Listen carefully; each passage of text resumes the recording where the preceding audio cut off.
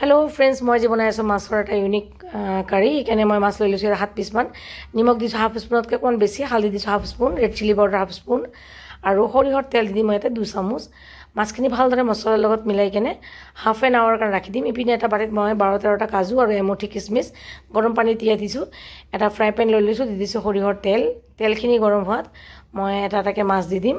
মাছখিনি ৰঙাকৈ ভাজি ল'ম। ইপিনে মাছখিনি ভজা হৈ থাকোঁতে মই এটা মিক্সি জাৰত লৈছোঁ 2টা বিলাহী মিডিয়াম চাইজৰ আৰু লৈছোঁতো এটা পিঁয়াজ ডাঙৰ চাইজৰ পাতলকৈ কাটি ৰখা। আগৰ পৰা তিয়াই ৰখা কাজু আৰু কিচমিচখিনি দি দিছোঁ হাফ স্পুনতকৈ বেছি অলপ নহৰু পেষ্ট আৰু দিছোঁ 1 চামুচ আদা পেষ্ট। গোটেইখিনি পেষ্ট বনাই ল'ম। ইপিনে মাছখিনি এপিঠি ৰঙা হ'লে ঘূৰাই কিনে সিপিঠিও ৰঙাকৈ মই মাছখিনি ভাজি ল'ম।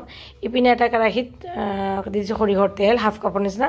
তেলখিনি গৰম হোৱাত দি দিছোঁ এই পেষ্টখিনি, বটি লোৱা পেষ্টখিনি দি দিছোঁ নিমখ হাফ স্পুনতকৈ অকণমান বেছি, হালধি হাফ স্পুনতকৈ অকণমান বেছি আৰু red chilli powder half spoon, জিৰা ধনিয়া পাউডাৰ দিছোঁ মই 1 চামুচ। গোটেইখিনি অকণমান ভালদৰে ভাজি ল'ম। তেলখিনি উঠি অহাত ওপৰৰ পৰা দি দিছোঁ অকণমান গৰম পানী। পানীখিনি শুকাত অকণমান বেছিকৈ গৰম পানী দি দিছোঁ। জোলটো যেতিয়া ভালদৰে বইল আহিব তেতিয়া মই দি দিম ভাজি ৰখা মাছখিনি, দি কিনে অলপ দেৰি হ'ব দিম। মই গেছটো ফুলত থৈছোঁ। যেতিয়া এনেকৈ জোলটো ঘন হৈ আহিব তেতিয়া মই লাহে লাহে মাছখিনি এনেকৈ অলপ লৰাই দিম। দি দিম মই ধনিয়া পাত ছটিয়াই কেনে গেছটো মই শ্ল' ফ্লেমত থৈ 2 মিনিটমান হ'ব দিলেই মোৰ মাছৰ ইউনিক কাৰী ৰেডি।